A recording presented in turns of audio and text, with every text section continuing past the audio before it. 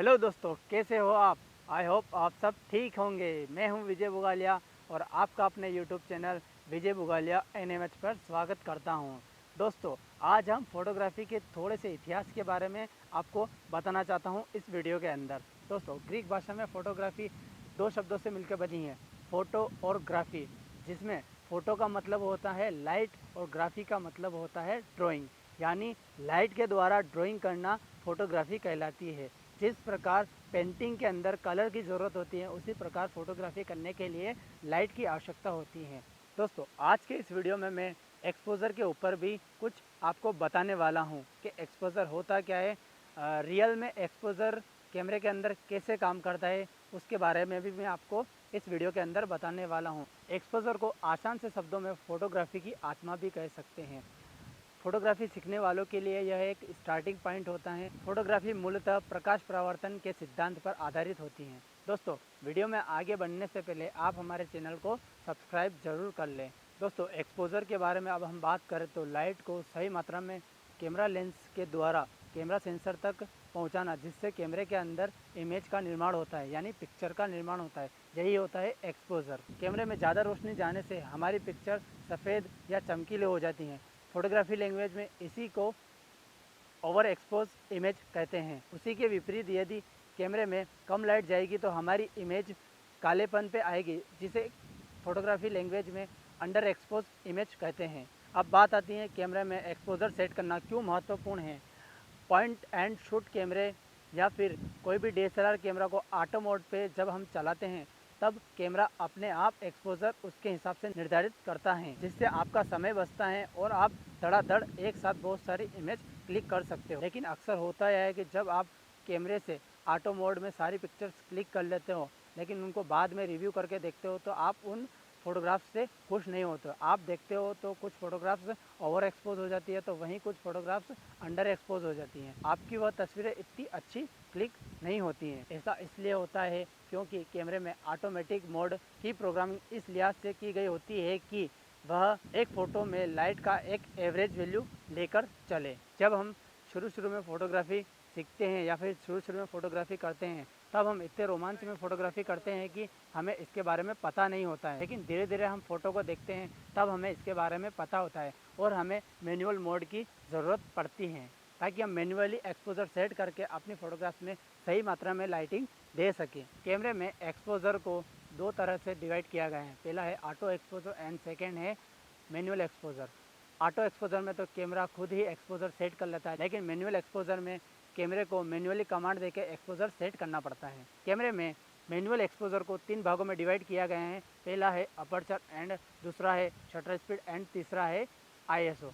मैंने पहले वाले वीडियो में आपको थोड़ा सा इन तीनों के बारे में बताया था कि अपर्चर क्या होता है, शटर स्पीड क्या होता है और एंड आईएसओ क्या होता है। इन तीनों के बारे में मैंने आपको थोड़ी सी जानकारी उस पहले वाले वीडियो में दी थी। जब हम फोटोग्राफी करते हैं तब हमें सही मात्रा में लाइट नहीं मिल पाती है। जैसे दिन के समय में हमें ज़्यादा रोशनी मिलती है, वहीं रात के समय में हमें कम रोशनी मिलती है, और छाँव में हमें कम रोशनी मिलती है, वहीं हमें घर के अंदर भी कम रोशनी मिलती है। इसीलिए लाइट को कंट्रोल करने के लिए कैमरा लेंस के अंदर कुछ ब्लेड की मदद से एक होल बनाया गया है, जिसे कम या ज़्यादा करके हम कैमरे में लाइट को कंट्रोल कर सकते हैं। उस होल को छोटा या बड़ा करके कैमरे में लाइट को कंट्रोल कर सकते हैं। कैमरे लेंस में इस होल को छोटा या बड़ा करने के लिए कुछ वैल्यू दी गई हैं, जिसे अपर्चर नंबर कहते हैं। अब मैं आपको फोटोग्राफी लैंग्वेज में समझाऊं तो अपर्चर नंबर को जब हम बहुत छोटा करते हैं तब हमें ओवर एक्सपोज इमेज मिलती है, और जब हम वही अपर्चर नंबर को बढ़ा देते हैं, यानी एफ नंबर को बढ़ा देते हैं, तो हमें अंडर एक्सपोज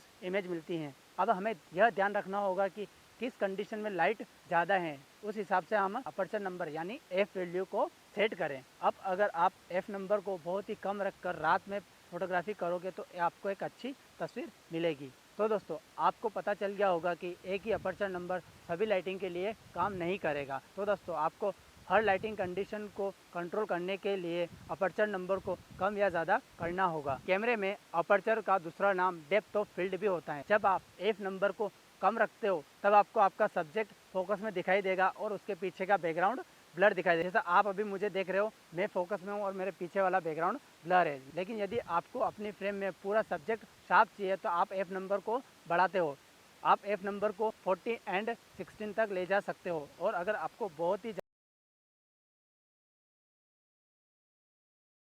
से कंट्रोल कर सकते हो। अब हम बात करें शटर स्पीड के बारे में। कैमरे में शटर स्पीड का क्या काम होता है इसके बारे में मैं आपको बताऊंगा।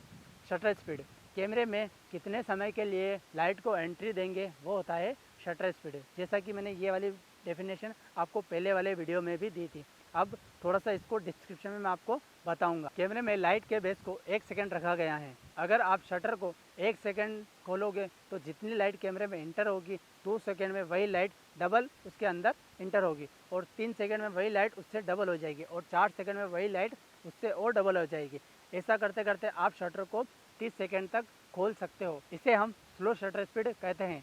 रात को अंधेरे में हम स्लो शटर स्पीड रख के फ़ोटोग्राफी करते हैं, तब हमें बहुत ही अच्छी फ़ोटोग्राफ्स मिलती हैं। लेकिन उसके लिए हमें ट्राइपॉड या फिर मोनोपोड की ज़रूरत होती है।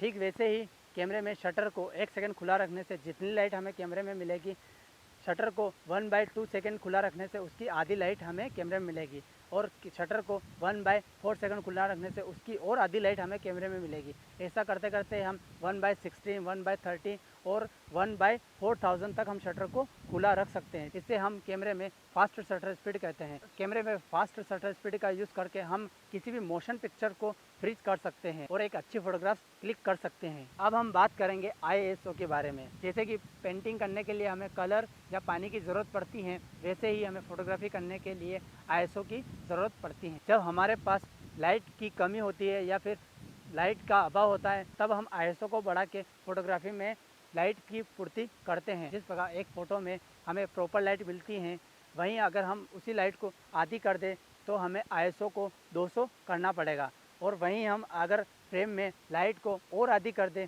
तो हमें ISO 400 करना पड़ेगा। ऐसे करते करते हम ISO को 12800 तक कर सकते। लेकिन प्रॉब्लम कहाँ होती है, जब हम 100 ISO वाली इमेज और 12800 वाली इमेज को कंपेयर करते हैं, देखते हैं, एक साथ देखते हैं, तो हमें 100 ISO वाली इमेज अच्छी दिखती है, जबकि 12800 वाली इमेज में हमें नॉइज़ और ग्रेन्स मिल जाते हैं। इसीलिए हम सभी टाइम कोशिश करेंगे कि हम जब फोटोग्राफी करें तो ISO मिनिमम ही रखें। अगर यदि हम ISO को बढ़ाते हैं तो हमारी फ़ोटो में उतनी अच्छी क्लियरिटी नहीं आएगी, हमारे फ़ोटो में ग्रेन्स आएंगे, नॉइज़ आएगी। अगर आप फ़ोटो को मिनिमम रख के फ़ोटोग्राफी खींचते हैं तो आपकी फ़ोटोग्राफी 100% अच्छी आएगी। अगर आप फोटोग्राफी कर रहे हो और किसी कंडीशन में लाइट कम हो जाती है, तब आप ISO को बढ़ा के अपना काम चला सकते हो। तो आपको पता चल गया होगा aperture, shutter speed and ISO का कैमरे में क्या काम होता है। इन तीनों फंक्शन का यूज़ करके हम कैमरे में मैन्युअली एक्सपोजर को सेट कर सकते हैं और एक अच्छी फोटोग्राफ खींच सकते हैं। लेकिन मैटर ये है कि आपको इन तीनों का यूज़ करना अच्छी तरह से